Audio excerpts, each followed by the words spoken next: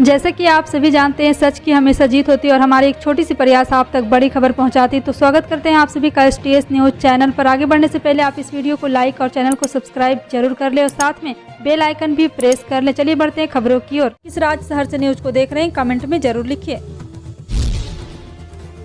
उत्तर प्रदेश विधानसभा चुनाव की मतगणना से पहले समाजवादी पार्टी ने वेब कास्टिंग की मांग की। समाजवादी पार्टी की ओर से इसके लिए चुनाव आयोग को पत्र लिखा गया है। समाजवादी पार्टी ने 10 मार्च को मतगणना से पहले मुख्य चुनाव आयुक्त को पत्र लिखकर सभी जिलों के सभी निर्वाचन क्षेत्रों में मतगणना प्रक्रिया की वेब कास्टिंग और सभी राजनीतिक दलों के इसके लिए लिंक उपलब्ध कराने की मांग की है, ताकि मतगणना को लाइव देखा जा सके। समाजवादी पार्टी का मानना है कि पारदर्शी और निष्पक्ष मतगणना के लिए वेब कास्टिंग जरूरी है और निर्वाचन आयोग को लिखे पत्र में कहा गया है कि प्रदेश के सभी विधानसभा क्षेत्रों में मतगणना की वेब कास्टिंग कराई जाए। दिल्ली में निकाय चुनाव की तारीखों के ऐलान से इन पहले टल जाने पर मुख्यमंत्री अरविंद केजरीवाल ने बड़ा हमला बोला है। केजरीवाल ने कहा है कि चुनाव आयोग दबाव में क्यों झुक रहा है। मोदी जी अब इस देश में चुनाव भी नहीं कराएंगे। माना जा रहा है कि केंद्र सरकार तीनों नगर निकायों को एक करने पर विचार कर रही है। राजधानी दिल्ली में होने वाले नगर निगम चुनाव की तारीख का ऐलान नहीं हो पाया है, जबकि बीते रोज चुनाव आयोग की बैठक में निर्णय लिया गया था कि तारीखों का ऐलान होगा।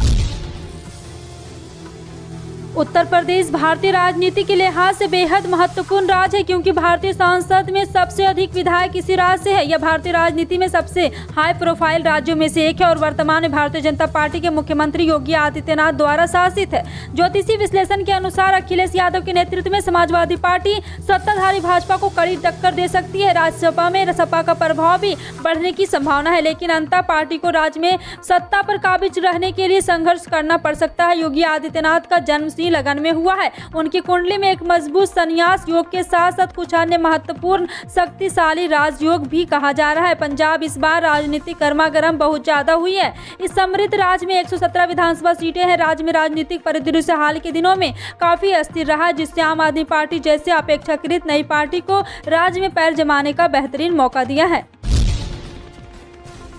असम में सत्तारूढ़ और भारतीय जनता पार्टी ने राज्य में हुए नगरपालिका बोर्ड चुनाव में भारी जीत दर्ज की है। जहां भगवा पार्टी ने 80 नगरपालिका बोर्ड में से 75 में जीत हासिल की, तो वहीं उसके गठबंधन सहयोगी असम गण परिषद ने 2 बोर्ड जीते हैं। निर्दलीय उम्मीदवार ने 2 नगरपालिका बोर्ड पर कब्जा किया है और विपक्षी कांग्रेस सिर्फ 1 बोर्ड जीतने में सफल रही। 80 नगरपालिका बोर्ड के लिए मतदान 6 मार्च को हुआ था। इनमें से 57 वार्डों में निर्विरोध उम्मीदवार चुने गए थे, जबकि राज्य भर के 920 वार्डों में मतदान हुआ था। भाजपा के 825, कांग्रेस के 706 और 243 758 निर्दलीय उम्मीदवारों के साथ कुल 2532 उम्मीदवार मैदान में थे।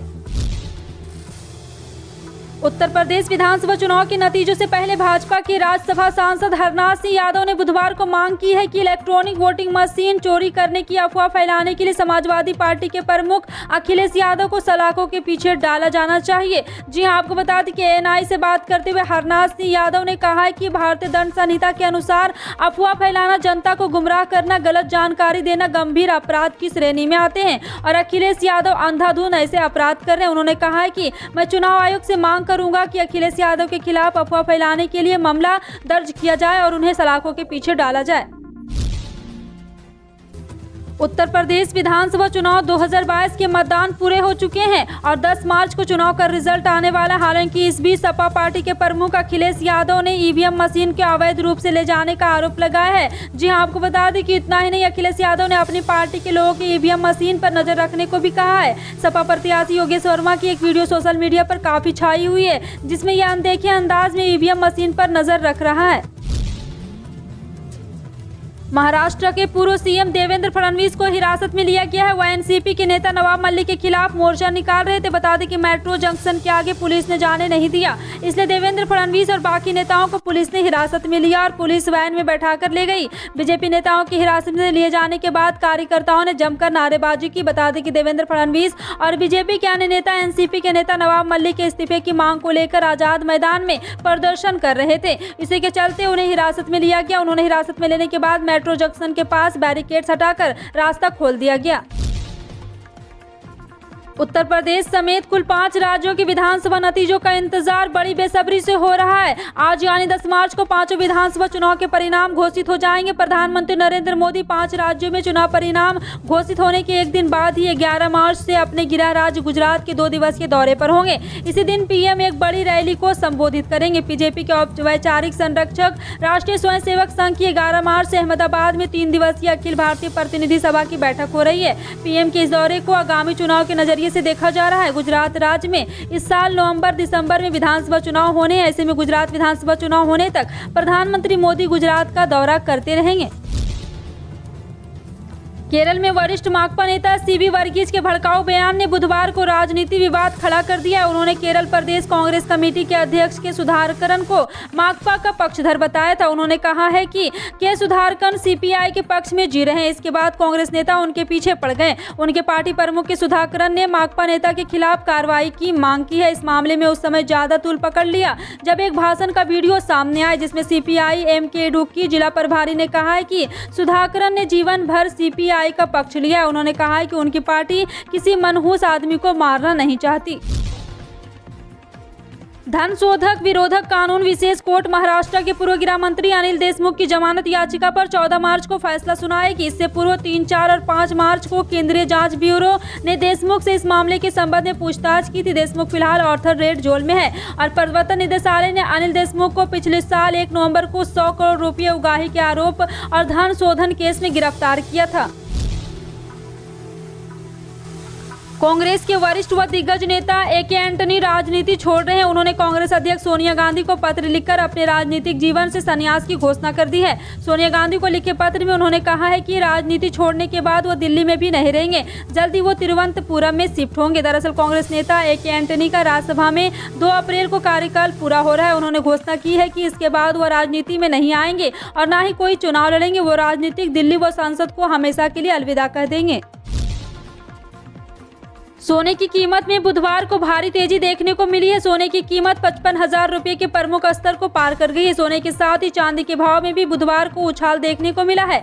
MCX एक्सचेंज पर सोने के वायदा भाव बुधवार को 1.4% की तेजी के साथ 55,190 रुपये प्रति 10 ग्राम पर ट्रेंड करता दिखाई दिया है। वहीं चांदी का वायदा भाव 1.8% के उछाल के साथ 72,698 रुपये प्रति किलोग्राम पर ट्रेंड करता दिखाई दिया।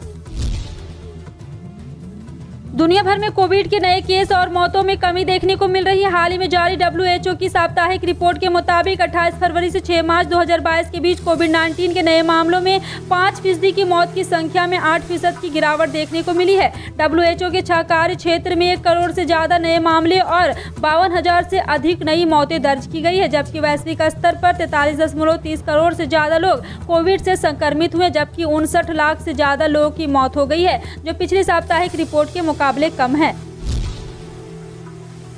भारत एक कृषि प्रधान देश है, लेकिन इसके बावजूद भी किसान की माली हालत ज़्यादा अच्छी नहीं है। हर साल बड़ी संख्या में किसान आर्थिक नुकसान की वजह से आत्महत्या करने पर मजबूर हो जाते हैं। केंद्र सरकार किसानों की आर्थिक स्थिति को सुधारने के लिए कोई अहम योजनाएं चलाती है, जिसमें एक PM किसान मानधन योजना भी है। और बता दें कि प्रधानमंत्री किसान मानधन योजना के तहत किसान को हर साल 36,000 रुपये दिए जाते हैं। हालांकि इससे रकम को पेंशन के रूप में सरकार किसानों को देती है। हर महीने 3,000 रुपये मिलते हैं। PM किसान मानधन योजना के लिए किसानों को बहुत ही मामूली राशि हर साल जमा करानी होती है। 18 से 40 वर्ष की आयु के बीच का कोई भी किसान इस योजना का फायदा उठा सकता है।